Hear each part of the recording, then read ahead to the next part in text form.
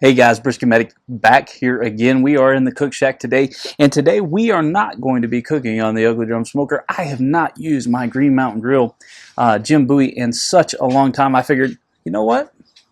Let's refinance the house. Maybe take out a second mortgage and buy a brisket. Let's try it out. I mean, you know how prices are nowadays. Anyway, so today we're going to be cooking a brisket on the Green Mountain Grill. So let me get the camera set up. I'm going to show you how I like to trim it just for eating around the house and throwing on some bark builder. Stick around.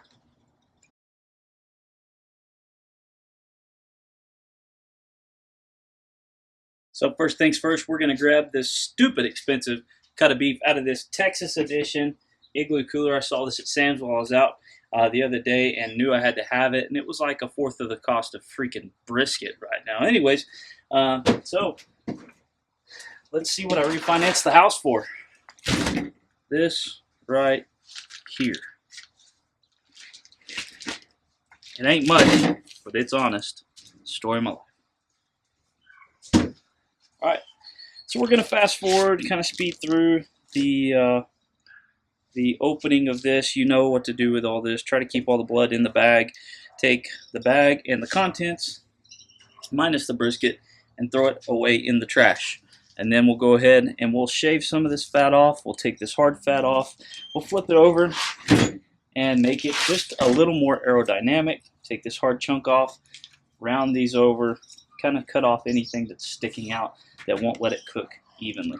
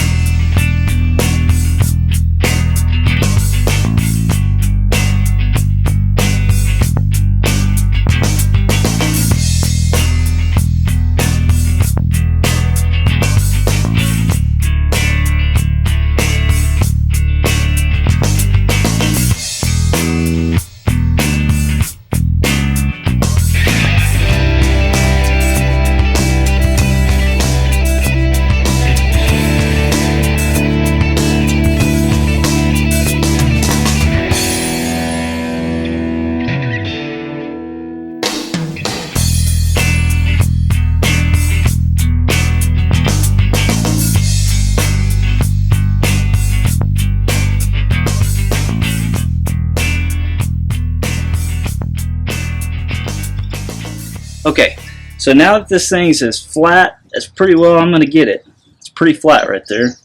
It's got a good end. I'm going to knock this top corner down just a hair because that's going to catch and not let air flow. And again, I'm not doing competition. If I was in a competition, I'd get a really sharp knife instead of the one that I'm using and get all this gray skin off of here, maybe more fat off of here. But the overall shape I do like. So I've got this meat here that's good still, that I'll trim up the rest of the fat on it and grind it for burgers. And this is all just trash. So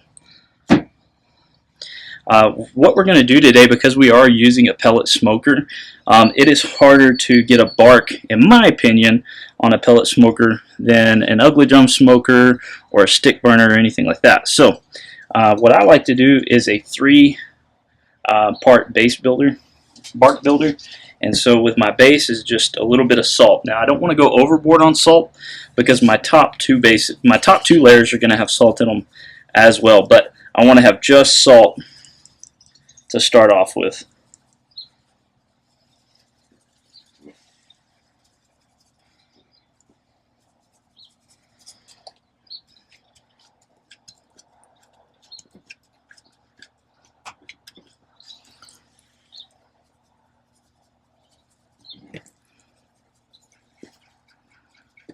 Shoot fly. We're going to be patting it down quite frequently to let these particles get up in that meat. So we got salt, and then I'm going to go over for the salt with some KosmosQ Cow cover. I usually use cow cover hot, but we're going to be having Father's Day this weekend celebration at my mom's house. My father passed away almost 11 years ago, so we get together at Mom's house, all the kids that are in town, and usually have a barbecue or something to celebrate that day. And of course my girls will be there, my kiddos and my wife and all that, but because of that I won't use cow cover hot. If it was just for my family at home, we would, because my girls, my 2-year-old and 4-year-old, they love it. Their mama loves it too. So anyways, we get this nice and covered, pat it down, make sure you get all your edges. And this is a big piece of meat. I mean, you're looking at me and I'm doing, you know, three layers of you know, 3 decent layers of coverage. And it's a big old freaking piece of meat, and it's going to be cooking for a long time, and it's going to get basted, and it's going to be on a grill, and so you're not going to over season it. And then I like to top it off with some Meat Church Holy Cow, because holy cow, it's good. It's real peppery. I like the heavy large grains of pepper in Meat Church Holy Cow, and that's what I like to top briskets off with. Beef in general needs to have, I think, a pepper finish, and that's what this Holy Cow does for sure.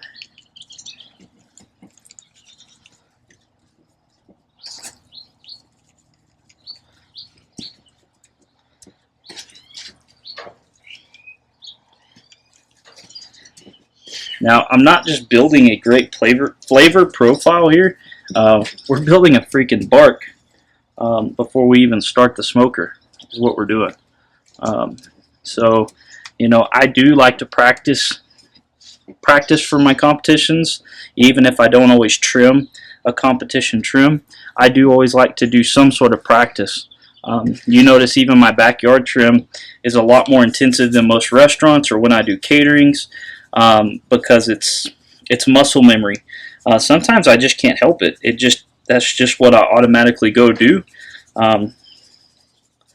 But again, this side's got a ton of fat, so you know you're not going to over season it.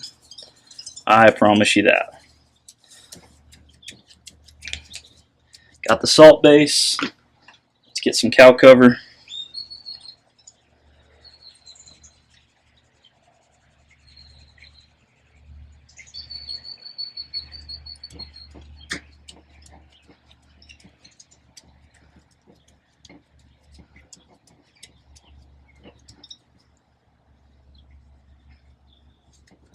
A little heavy there, you just do a little extra patting and it spreads it out.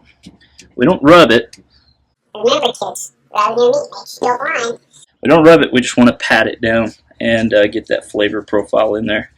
And then hit it with that holy cow meat church. I don't know if y'all know the story behind meat church, but you know, Matt, when he talks about why he calls it meat church, it's not sacrilegious in any way. It's just the fact that in every culture, food brings a lot of people together, and no doubt barbecue is one of the greatest foods. And the culture of barbecuing, the culture of doing competitions, this is the culture of going and sitting at a barbecue restaurant and having some brisket or ribs at a big picnic table style venue. Makes you talk to people and engages you with each other. Anthony Bourdain once said that food may not bring world peace, but barbecue's a freaking good start. And I typically believe that, and I think that's what Matt believes over at Meat Church, and that's kind of what the whole name started saying out to be. But anyways, so we got our 3 layers. Our meat is patted. Remember, don't rub your meat, pat your meat, and we're gonna let it sweat. Get the meat sweats, and then we're going to throw some pellets in the old Green Mountain Grill Jim Bowie, and I'm using combination pellets of hickory and oak and mesquite, and then we are going to get that thing nice and hot. This is going to sweat out, and we'll stick it on there. See you in a little bit.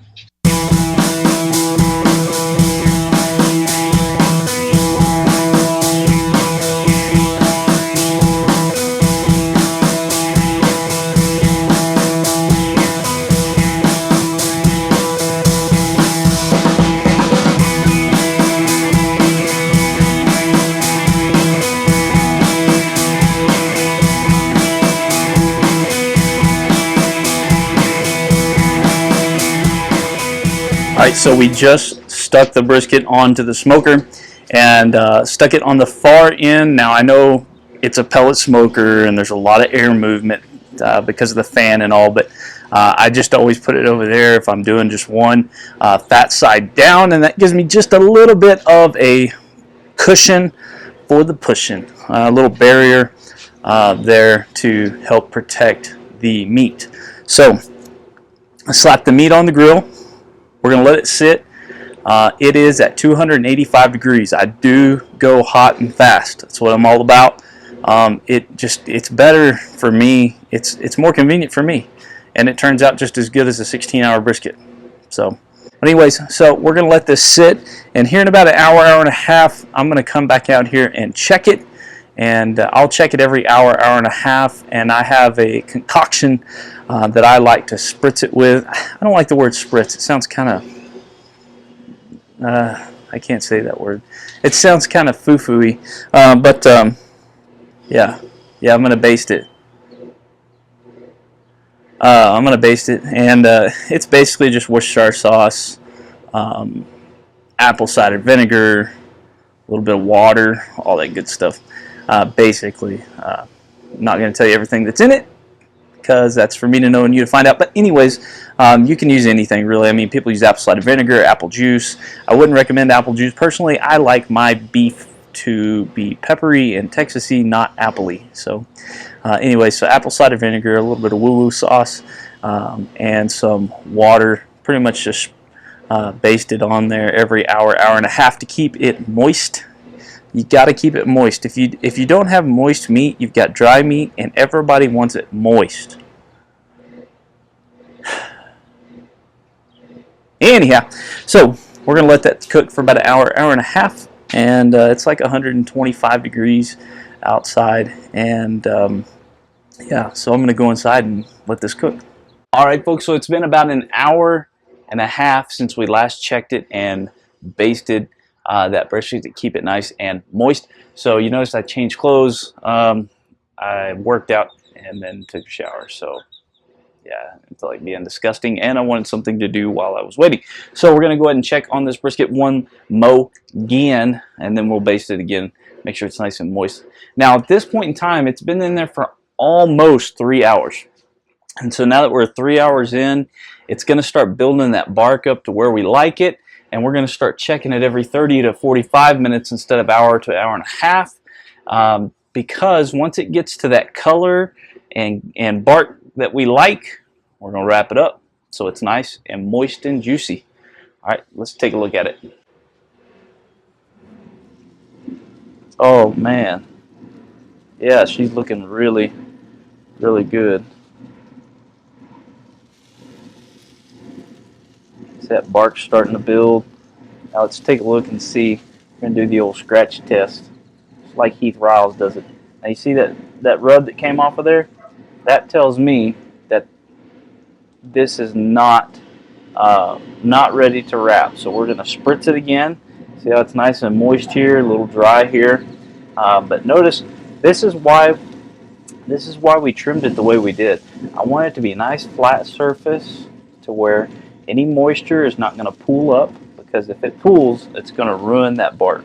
So we're going to go ahead and baste this down again with our little concoction, and then we will close her down and come back in the next 30-45 minutes. But that bark's starting to grow on it. Man, it's starting to look good. Look at that. Man, I wish you could smell that too.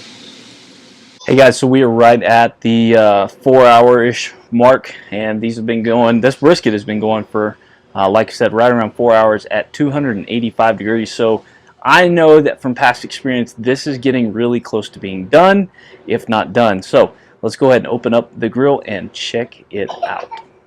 Oh man, she's looking really, really nice. It's got a good bark setting in on her. Yeah, she looks really good. So I'm actually going to let that go for probably another 45 minutes or so, and then we will take it out and get it wrapped. Guys, so we are on hour number 5, and I think that this brisket's bark is probably going to be perfect and good to go.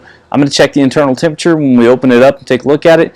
If my internal temperature is between like 155 and 165, I think we're going to go ahead and wrap it up, as long as that bark looks good. So let's take a look at it. I think that bark is looking really, really nice. So let's grab our instant read thermometer and see what it reads. The Green Mountain Grill's probe is saying 156. So let's see what our Inkbird. Let's go to the point. 170-ish. 155. Okay, that's better. 157. Let's go over here. So we're like 160-ish all the way around, and that bark is actually looking really nice. So I think I'm going to go inside and get everything ready so we can wrap this bad boy up. I am going to go ahead and put the remaining good juice on it, just so it's nice and wet and moist when I wrap it up. Remember, always wrap your meat when it's moist.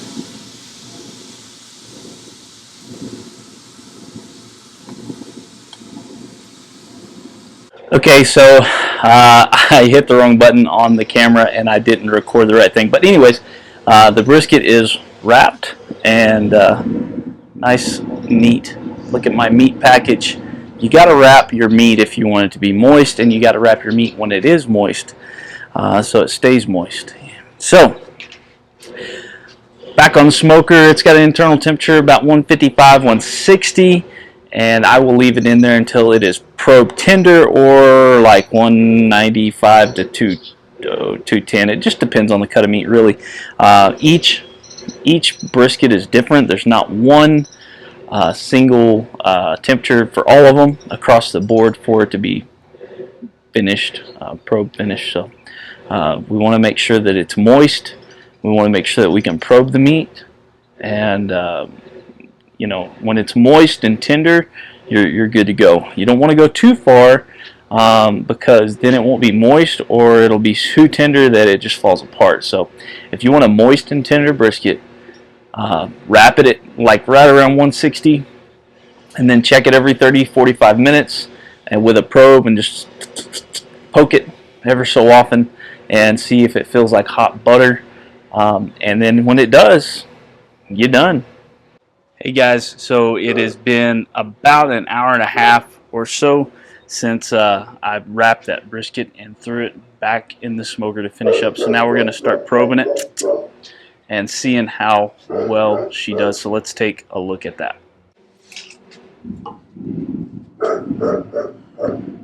Remember, we're doing this not just for temperature, but for, that feels good, but for feel. It's a little tight down there, but not too bad. Let's see where we're at temperature wise. 196. I'm gonna leave this on because it feels good up here in the fat, and I want it to feel the same way down here. It's still a little tight, so I'm gonna leave this on for about 10 more minutes, and then what I'm gonna do is, I probably won't show you this, but I will take this off and I will put it in there. Look at those stickers. I'll put it in there. That's our cook-off team. And worst responders, if you're in EMS, you need to go to worst responders. You need to pay $7 a month because they have job boards. Right now, there's $600 a day contracts in America for armed medics. You wouldn't know about it unless you went there. Anyways, they're not a sponsor of any sort. But anyways, I'm going to leave this on for about 15 more minutes. Get that nice and tender, and then I'm going to throw it to sit and rest in the cooler. And the reason we let it sit in the cooler is because I want all those juices to reconstitute inside the brisket, so that when I slice it, and the reason for that is because as that meat is cooked, it's tightened up.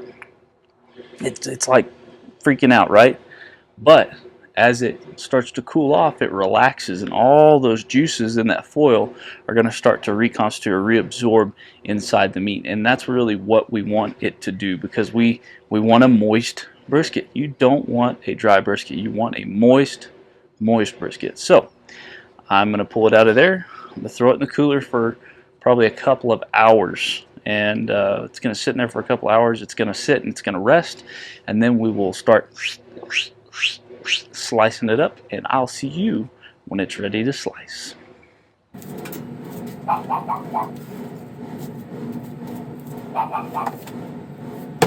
Alright guys, this thing has been sitting for a little over an hour. The temp is down to just below 170 internal, and so I'm going to go ahead and I'm going to cut it in half and then make one slice, because I'm going to leave this pretty much whole for our Father's Day lunch that we're going to be having tomorrow, which will be like 2 days from now when you see it, or 2 days before you see it. So I'm going to go ahead and get the camera set up, and I'm going to get this thing out of the cooler, and I'm going to cut it in half, take a slice out so I can taste it, and so you can see what it looks like.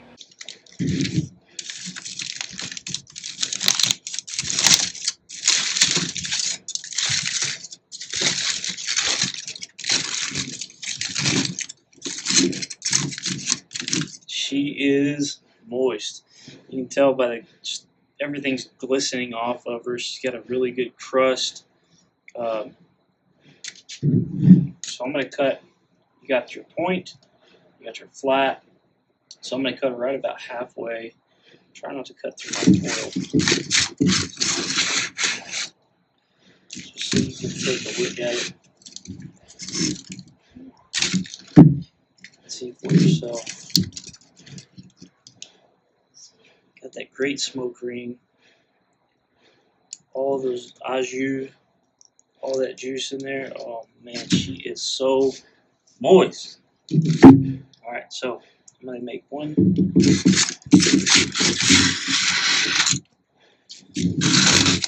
Competition regulation size cut. A little fat there kind of got in the way, but man, she's just falling apart. See how she pulls? Oh, she pulled right apart. Let's see how she tastes.